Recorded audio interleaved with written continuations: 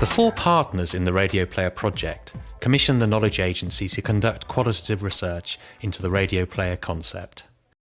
The research consisted of 10 mixed-sex focus groups across 5 locations around the UK. The groups were split by listening platform and by music and speech radio listening. Within each group, there was a mix of BBC and commercial station preferers, and all participants were current internet users, either at home or work. There are a number of reasons given for why people don't listen online either at all or more often. Chief amongst these was the general lack of user-friendliness of current online listening. Getting to your station takes quite a lot of effort, and changing stations is fiddly and inconvenient. The poor quality of PC sound systems relative to hi-fis, DAB sets and digital televisions was also commonly cited as a reason. Some participants talked about their frustrations with getting a reliable stream and the irritant factor of buffering messages. And, for many, their radio listening habits are so ingrained that they've never really thought about listening in another way.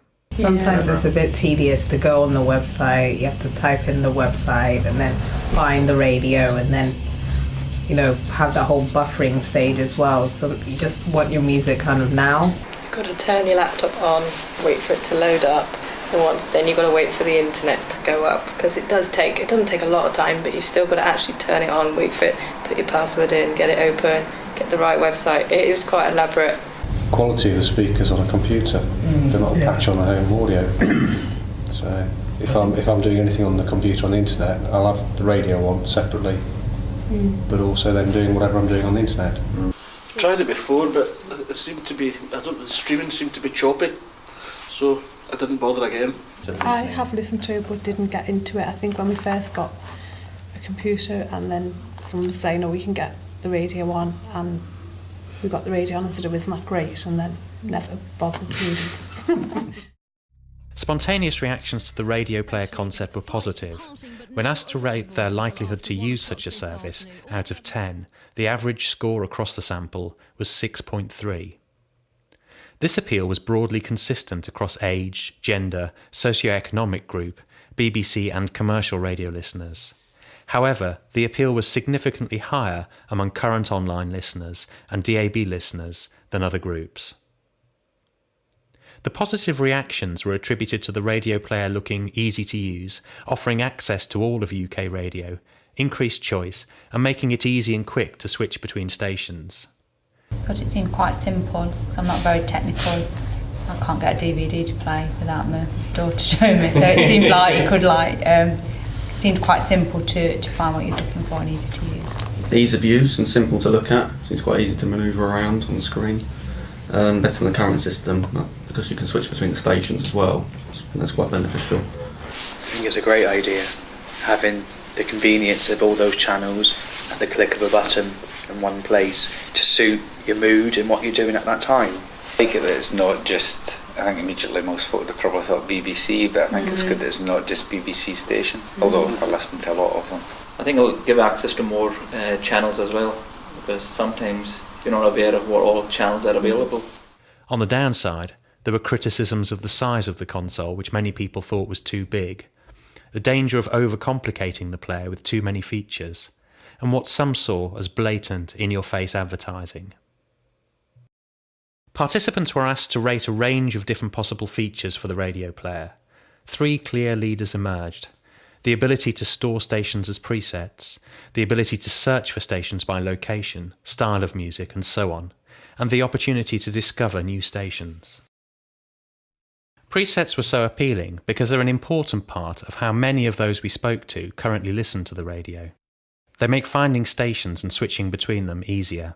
For me, the obvious one is presets. That goes out, because if it's going to take me 10 minutes to boot up the PC, I want to go straight to my current affairs, Because you do that in your car. Like, I always have presets in my car. Anywhere where I listen to the radio, I'd have favourites. Because if you were to find a station that you maybe hadn't listened to before, you could store it and then you know where to get it again, whereas sometimes I've done that in the past, found something and then you can never ever find it again. A search function within the Radioplayer was almost universally seen as useful. There were various expectations of how the search function might be used, by music genre, by location, using the name of a favourite presenter or artist, and so on.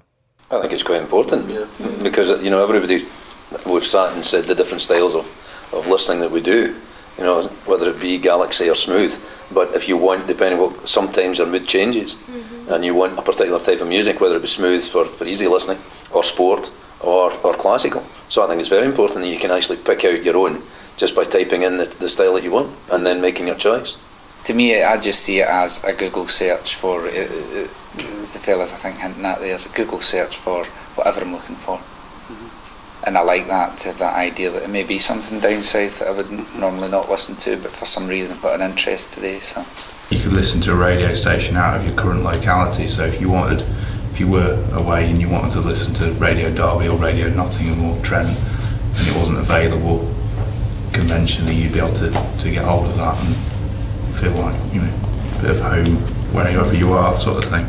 One perceived benefit of the search function was the opportunity to discover new stations. Although some creatures of habit had no interest in this, most people liked the idea of being able to broaden their horizons. There was even a suggestion that the radio player could recommend stations to listeners. And I find it quite hard to find stations that play the music I like, so if I got introduced to new stations by like what was on the screen, or if a link from Six Music or from any media deal to other new stations that played similar music, I find that really useful.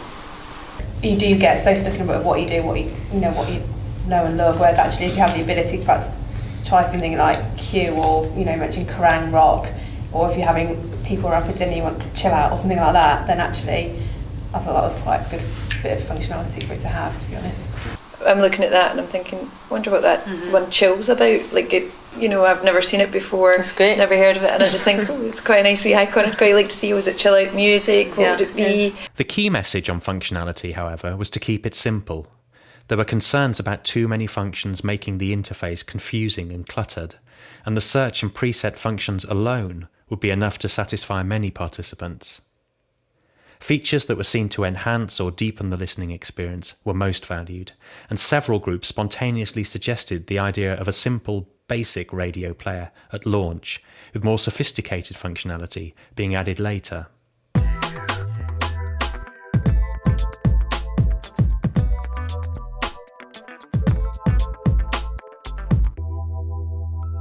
So, does the radio player offer the potential to change people's behaviour?